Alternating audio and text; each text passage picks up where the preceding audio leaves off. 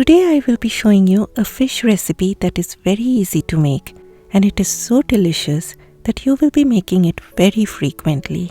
Along with that, I will be also showing you a bonus recipe of a vegetable side dish that is served with this fish curry. Namaskar and welcome to Curries with Bumbi. The steps going into this recipe is quite interesting. As you can see, my pot is on my countertop now and not on the stove top. In it, I added 2 tablespoons of finely chopped onions, then roughly chopped tomato, a teaspoon each of finely grated ginger and garlic, and a green chilli. Then goes in 1.5 teaspoons of turmeric powder, 2 teaspoons of Kashmiri chilli powder. You can also use sweet paprika if you want to avoid the chili heat, or add less of chili powder than the stated proportion. Then 1 teaspoon of salt and 1 teaspoon of oil. Next step is to mash and mix everything by hand. Turmeric powder may stain your fingernails a little bit, so if you are concerned about your nails getting discolored, please wear gloves. Then I added half a cup of water.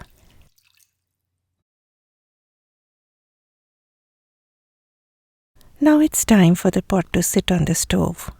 Cover it and bring it up to a rolling boil on medium-high heat.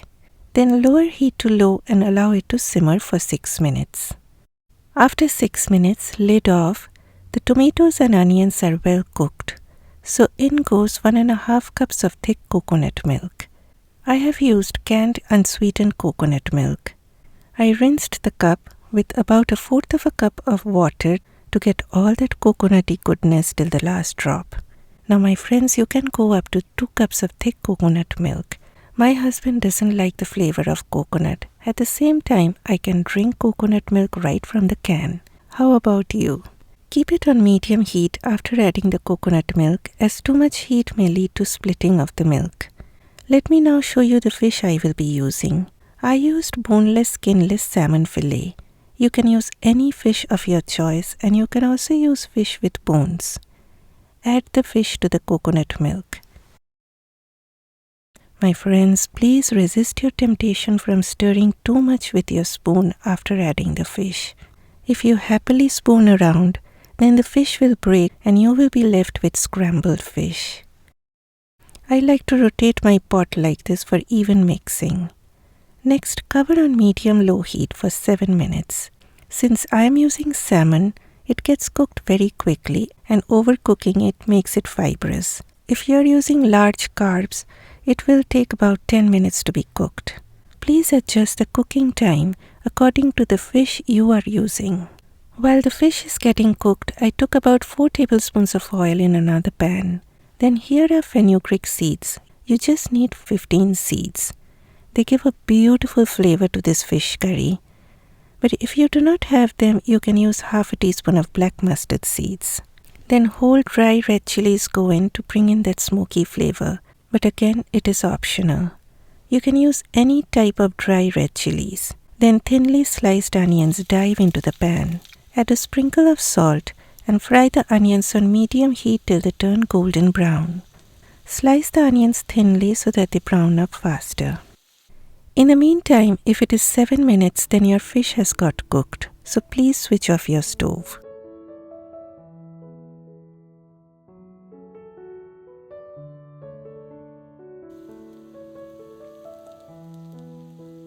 Once the onions reached this color, I added curry leaves.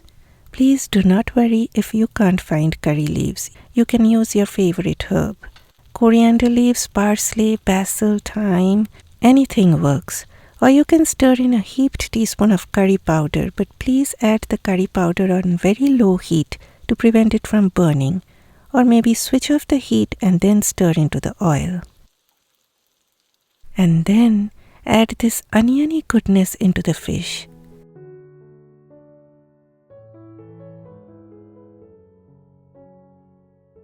Very gently and carefully mix the onions into the gravy, trying your best not to break the fish.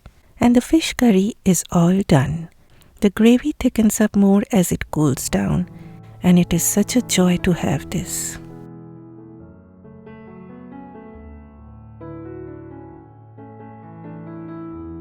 Next, as I promised, I will be showing you a vegetable recipe that I served with this. Here is some oil heating up on medium heat. Once it turns hot, I added half a teaspoon of cumin seeds and half a teaspoon of black mustard seeds.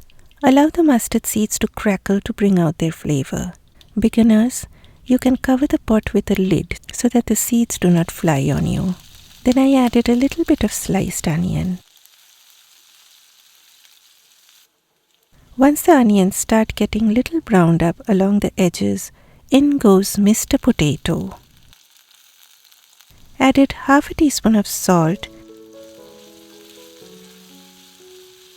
Then cover on medium-high heat for a few minutes.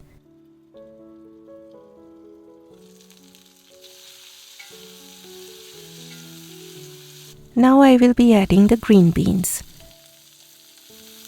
Stir on medium-high heat for a few minutes and again cover on medium heat.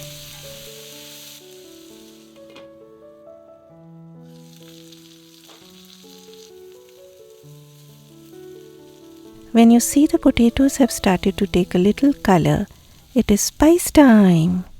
A teaspoon of turmeric powder and a teaspoon of my homemade Sabji masala that I showed how to make in my last week's video.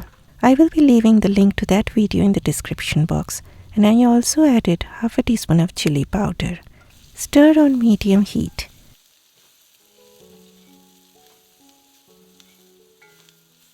Then add just 4 tablespoons of water so that the veggies get well coated with the masala.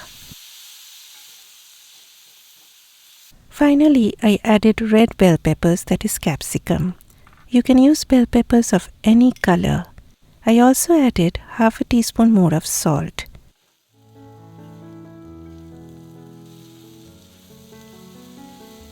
Cover on low heat till the veggies turn soft. From time to time, uncover, give a stir and check on the veggies. Now my friends, you do not want the veggies to turn too soft and become mishy-mashy gloopy-doopy. They need to be soft but still should be holding on to their shapes. My vegetable is done, and when it comes to Bumbi, it is usually signed off with a generous shower of coriander leaves. Indian food is not always tikka masala or tandoori chicken or those that you commonly see at restaurants. This is what you call as a typical home-style cooking. Let me know in the comment section whether you enjoyed watching today's video. My friends, your likes and comments help me a lot and inspire me to move on. Thanks a lot for all your support. Bye bye.